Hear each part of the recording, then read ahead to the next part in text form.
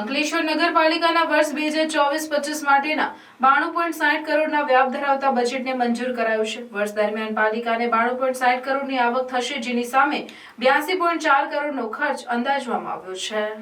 ગત વર્ષે બજેટનો વ્યાપ 95.20 કરોડ રૂપિયાનો હતો, પણ સરકારમાંથી મળતી એક ગ્રાન્ટ ઓછી થતાં બજેટમાં 2.80 કરોડનો ઘટાડો કરવામાં આવ્યો છે।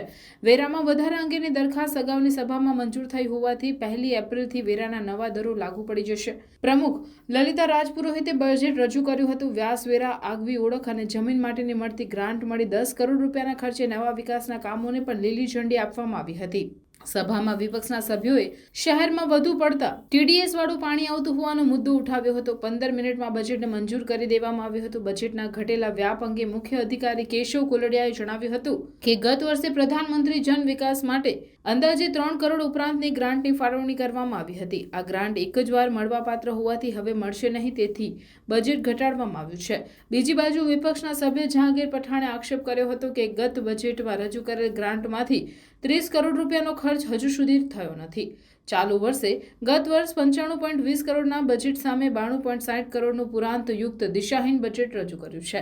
વેરામાં વધારો કરવા છતાં શુદ્ધ પાણી આપવામાં આવતું નથી। શહેરમાં આપવામાં આવતા પાણીમાં ટીડીએસની માત્રા વધારે જોવા મળે છે।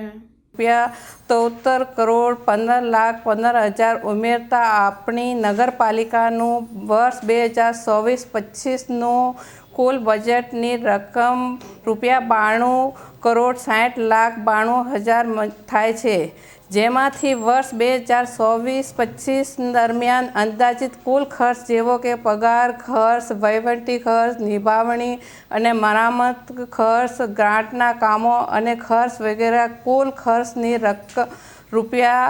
₹92 કરોડ 4,65,000 બાદ કરતાં બંધ શુલ્ક ₹10 કરોડ 46,027,000 રહે છે, જે પુરાંત શુલ્ક વાળું બજેટ રજૂ કરીએ છીએ।